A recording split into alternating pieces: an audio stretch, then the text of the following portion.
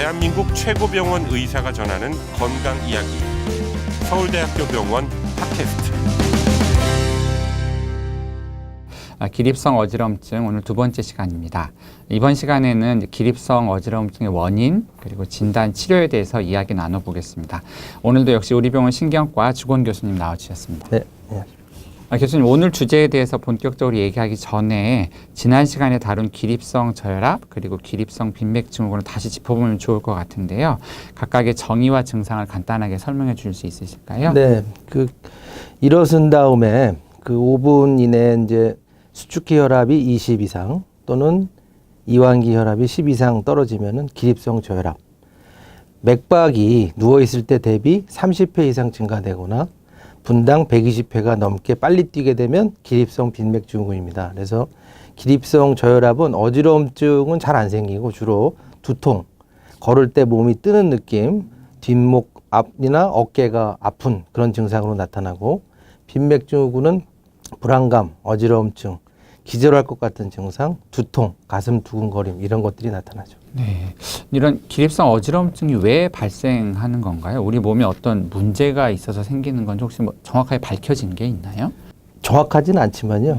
직립보행을 하는 거의 유일한 동물이 인간이죠. 그래서 인간에서만 나타나는 거의 특이한 현상입니다. 실제로 그 동물 실험들, 예를 들면 쥐 실험 같은 거를 해봐도 쥐는 아무리 유발을 하려고 해도 잘 안 돼요. 그렇겠네요. 네. 그래서 우리 몸에는 자율신경이라는 게 있어서 본인이 특별히 의식하지 않아도 혈압, 맥박 등이 상황에 맞춰 이제 저절로 조정이 되게 돼 있습니다. 근데 그게 이제 자율신경계 때문에 그런데, 이 자율신경계 기능이 떨어지는 교란 현상이 생기면 이런 조정이 안 돼서 불규칙적으로 바뀌면서 증상이 생기게 되는 거죠. 예.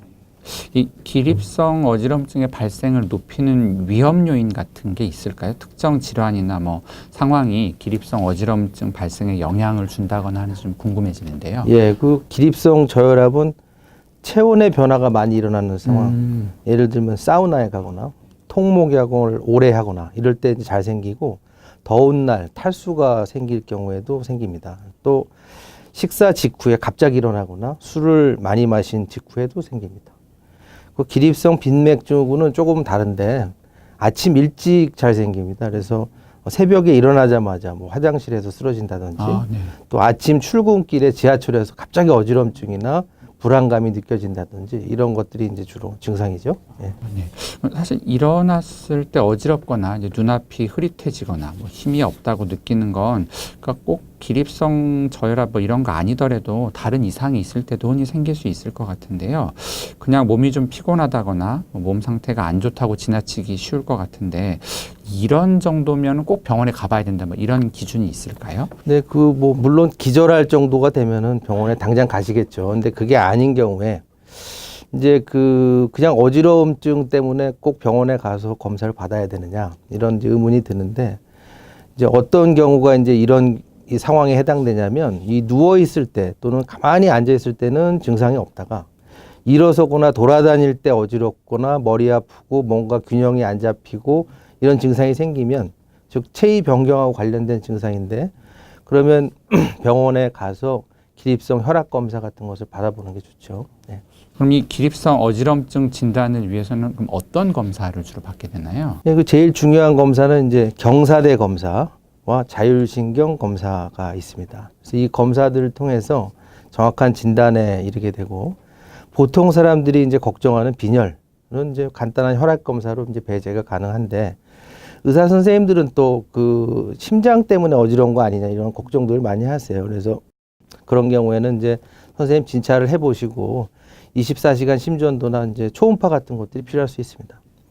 그래서 이제 부정맥 때문에 어지러운 게 생기는가에 대해서 이제 우려들을 많이 하시는데, 실제로 그런 일은 거의 없고, 또 연세가 많은 분들은 이 뇌의 MRI나 뇌 MRA 같은 혈관 촬영이 꼭 필요합니다. 그래서 간혹 이 뇌로 올라가는 척추 동맥이 좁아진 경우에 이렇게 어지러움 증세가 나타날 수도 있습니다. 네. 네.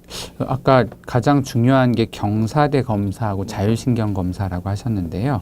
그 검사는 어떤 건지 간단하게 설명해 주실 수 있으신가요? 예, 비슷한데, 이제 경사대 검사는 누워 있다가 환자를 이제 테이블에다가 이제 묶어 놓고 이제 서서히 각도를 줘가면서 이제 이렇게 세우는 겁니다. 아, 네. 그렇게 하면서 이 맥박하고 혈압을 측정을 쭉 하는 겁니다. 20분 동안. 그리고 이제 자율신경 검사라는 거는 주로 이제 신경과에서 시행하는 검사인데 이제 기립성 혈압 검사도 하지만은 그 외에도 이제 발살바 검사라든지 또 이 그 교감신경, 부교감신경에 대한 기능 검사를 하게 됩니다. 그래서 실제로 어느 부위에 어떻게 문제가 있는지를 측정할 수가 있습니다. 아, 네. 그럼 이 기립성 어지럼증으로 진단이 되면 치료는 어떻게 하나요? 이 기립성 저혈압이랑 기립성 빈맥증후군이 치료가 좀 달라지는 건가요? 네네. 그 공통으로 쓰는 방법도 있고 딱 각각 따로 쓰는 약이 있죠. 그래서 공이 해당되는 치료는 이 자율신경 기능이 떨어져 있기 때문에 생기는 거라 피리도스티그민이라는 약을 씁니다. 그래서 이 약은 그 신경 말단에서 아세틸콜린이라는 그 신경 전달 물질이 많이 나오게 만드는 약인데 그 이 약을 이제 처음부터 이제 저용량부터 쓰게 되면은 자율신경 기능이 서서히 좋아집니다. 또 오메가3를 하루에 2g 정도씩 복용하는 것도 이 자율신경 기능 향상에 많은 도움이 되죠. 또 무엇보다도 이제 운동이 중요한데 하체나 등 근육 운동을 하루에 30분 그리고 실내 자전거를 하루에 40분 이상 타는 게 중요한데 왜 이렇게 많이 해야 되느냐?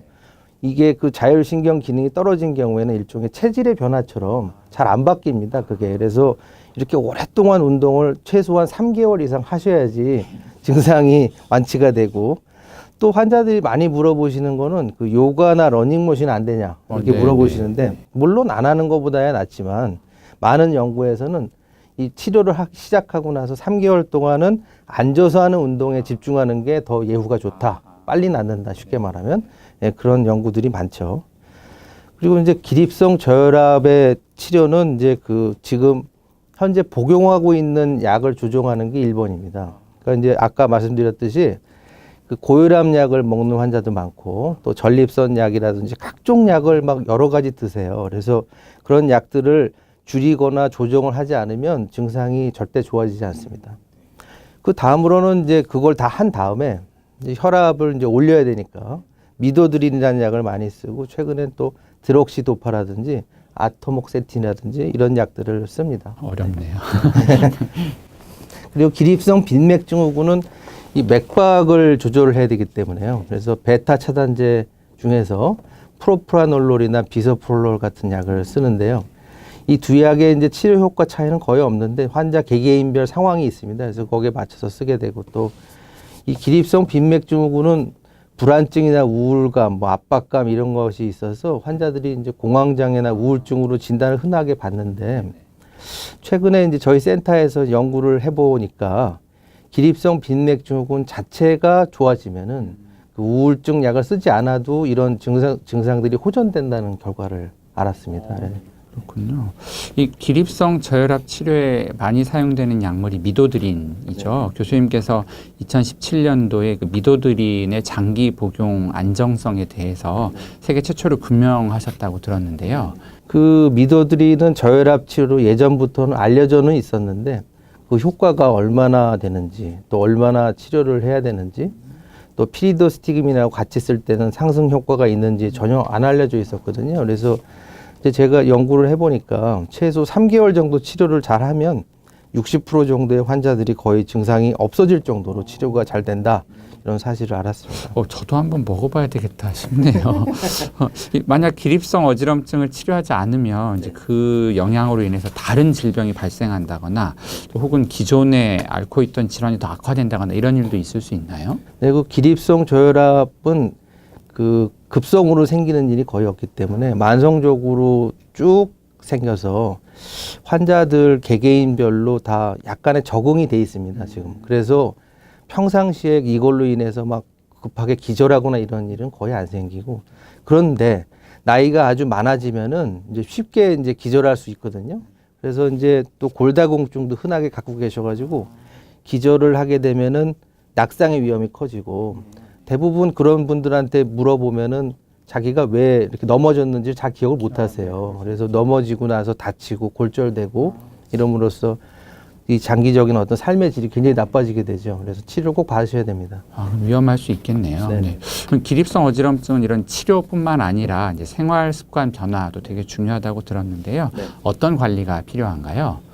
그래서 생활 습관 변화가 아까 운동처럼 매우 중요한데 특히 물을 많이 마셔야 됩니다. 그래서 특히 아침 기상 직후에 침대 곁에 물을 두었다가 앉은 상태로 500cc를 한 번에 쭉 마시는 그런 훈련을 예, 하는 게 좋습니다. 실제로 많은 연구 결과에서 그렇게 알려져 있고, 그래서 이제 돌아다니거나 일을 본 다음에 먹는 게 아니라 일어나자마자 앉아서 500cc를 한 번에 마시는 게 매우 중요하다.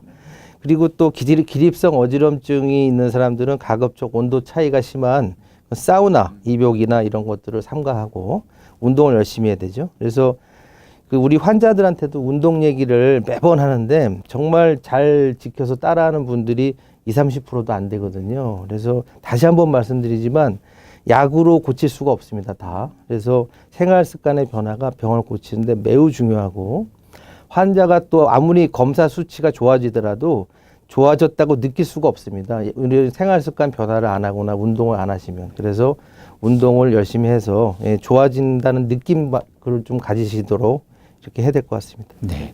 그럼 운동 많이 강조하셨는데 혹시 식사 조절도 중요한 게 있을까요? 뭐 카페인, 뭐 알코올 이런 걸 줄여야 된다는 얘기도 들어본 것 같은데요. 네, 특별히 뭘 먹으면 좋다, 안 먹으면 좋다 이런 건 없고요. 과식을 하게 되면 안 됩니다. 그래서 과식을 하면 위장관 쪽으로 혈액이 몰려가지고 기립성 저혈압이 있는 분들은 이제 어지럼증이 더 심해지거든요. 일어나면요. 그래서 너무 조금 드시라는 게 아니라 과식을 하지 말라는 거고, 술도 마찬가지입니다. 또 과다한 음주는 안 좋고, 예, 그렇습니다. 아, 네. 서울대학교병원 건강톡톡 이번 시간에는 기립성 어지럼증의 원인과 진단 그리고 치료에 대해서 알아봤습니다. 지금까지 진행의 권혁태, 도움 말씀의 우리병원 신경과 주권 교수님이셨습니다. 고맙습니다. 건강하세요. 당신의 건강을 생각하는 시간 서울대학교 병원 팟캐스트.